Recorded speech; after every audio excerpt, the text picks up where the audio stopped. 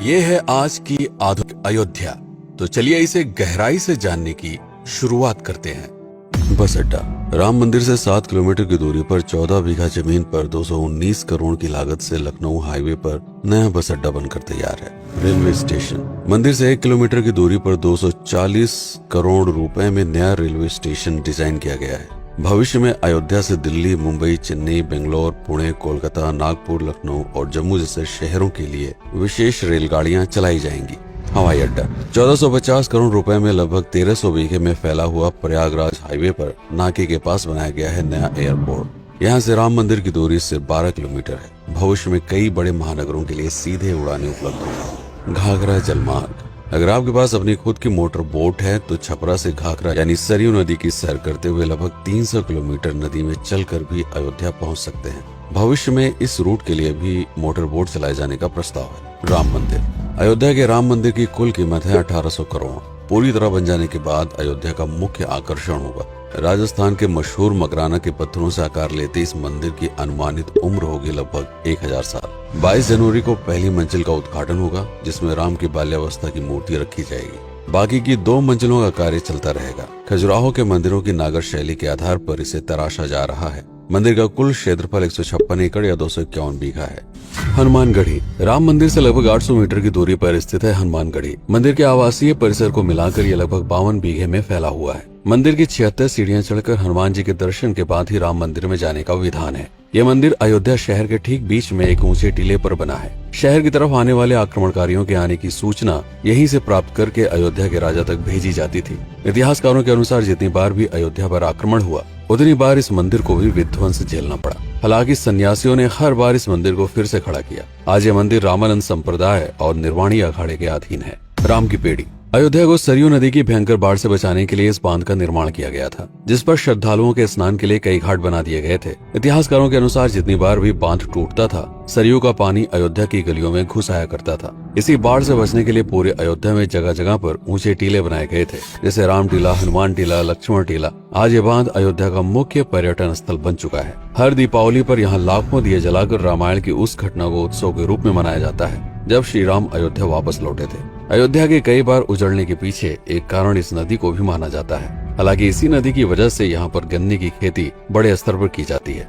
लता मंगेशकर चौराहा। नया घाट और बस स्टैंड के पास ही अयोध्या का मुख्य चौराहा 6.7 करोड़ रुपए में बनकर तैयार हुआ है। पद्मश्री से सम्मानित राम सुथार जी ने 2 माह के कठिन परिश्रम के बाद इस 40 फीट लंबी वीणा को आकार दिया। 14 टन की इस वीणा को लता जी के स्मृति चिन्ह के रूप में यहाँ पर लगाया गया है। इसीलिए इसका नाम नया घाट चौराहे से बदलकर लता मंगेशकर चौराहा कर दिया गया है। धर्मपथ। नया घाट से कुछ पहले सड़क के दोनों तरफ 30 फीट ऊंचे 40 सूर्य स्तंभ लगाए गए हैं, जिसे धर्मपथ का नाम दिया गया है, जो श्री राम के राजकुल सूर्यवंश का प्रतीक है। दशरथ समाधि स्थल। नए बस अड्डे के बगल से एक पतली रोड कछार से आगे बढ़ते हुए लगभग 12 किलोमीटर दूर ले आती है दशरथ समाधि स्थल, जो बिलहर घाट पर मौजूद है, जिसके बारे में मान्यता है कि यहाँ पर राजा दशरथ का दाह संस्कार हुआ था। राम मंदिर के साथ ही इस जगह को भी पर्यटन स्थल के रूप में विकसित किए जाने की योजना पर कार्य चल रहा है। भरत कुंड। अयोध्या से 15 किलोमीटर दूर है नंदीग्राम। यहाँ मौजूद तालाब को भरत कुंड कहते हैं। मान्यता है कि इसी जगह से भरत ने पूरे अयोध्या का राज कार्य संचालित किया था। पर्यटकों के लिए इस स्थान को भी विकसित किया जाएगा। गुप्तार घाट। राम की बेड़ी से सरयू नदी के किनारे चलते हुए 10 किलोमीटर दूर स्थित है गुप्तार घाट। ये कैंट एरिया में पड़ता है। इस जगह को श्री राम के जल समाधि के रूप में महत्व दिया जाता है। इसके अलावा अयोध्या नगर में हर गली में कई विशेष मंदिर हैं, जिनकी अपनी मान्यताएं हैं, कथाएं हैं, विशेषताएं हैं। पूरी तरह से विकसित हो जाने के बाद नई अयोध्या को पूरी तरह से जानने के लिए, इसका आनंद लेने के लिए कम से कम 3 दिनों तक यहाँ रुकने की आवश्यकता है। देश विदेश से ज्यादातर पर्यटक भारत आते हैं उत्तर प्रदेश में आगरे का ताजमहल देखने और प्राचीन नगर काशी और सारनाथ घूमने।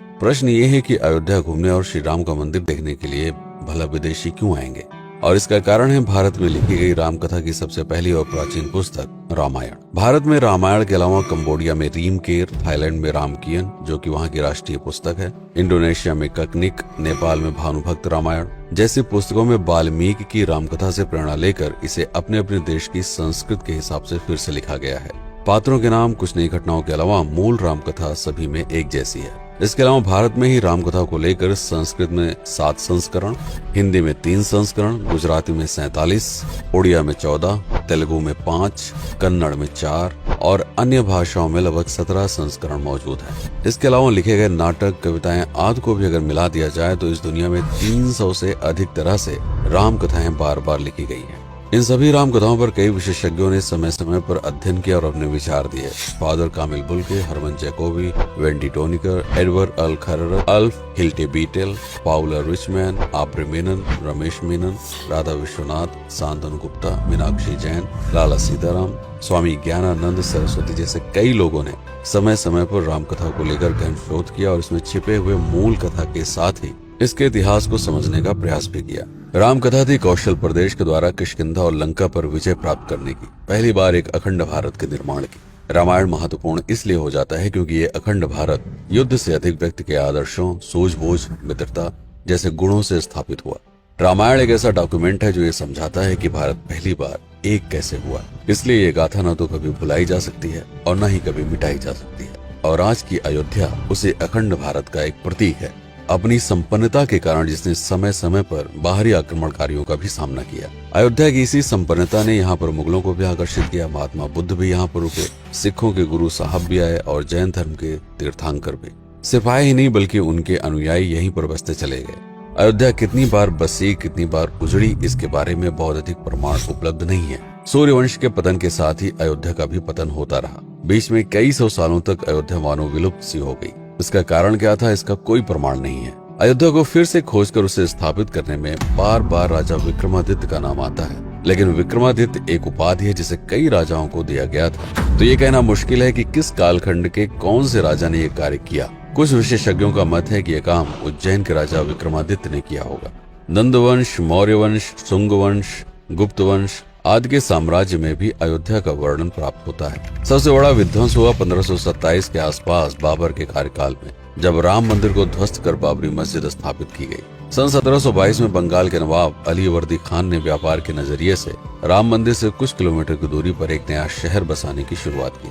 1730 में अवध के पहले नवाब सादत अली खान ने इसका नामकरण किया फैजाबाद। इन्हीं के उत्तराधिकारी सुजाउद्दौला ने इसे अवध की राजधानी बनाई। 1775 में अवध के चौथे नवाब असफुद्दौला ने फैजाबाद की जगह लखनऊ को अवध की राजधानी घोषित की। रावण अहंकार का प्रतीक और श्री राम विनम्रता के सूचक। सत्ता में आने के बाद हर व्यक्ति को यह बात हमेशा ध्यान में रखनी चाहिए, सिर्फ रंग रोगन और पत्थर लगवाने से राम राज्य नहीं आएगा, बल्कि जिस दिन स्कूल, अस्पताल और सरकारी संस्थानों से भ्रष्टाचार खत्म होगा, लोगों का मुफ्त इलाज और अपनी भाषा में उच्च शिक्षा उपलब्ध होगी, उस दिन भारत उस पायदान पर खड़ा होगा जहां कभी हम हुआ करते थे।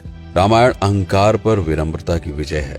अयोध्या को अगर पर्यटन स्थल का केंद्र बनाना है तो इस आधार पर बसाना होगा, राम राज्य लाना होगा, राजनीति नहीं। यदि इस वीडियो में कोई त्रुटि हुई हो तो उसके लिए क्षमा करें। वीडियो पर समय बिताने के लिए आपका बहुत बहुत धन्यवाद। मैं हूं पीके सिंह और आप देख रहे हैं प्रतापगढ़ हब। जय श्री राम, जय अवध, जय भारत।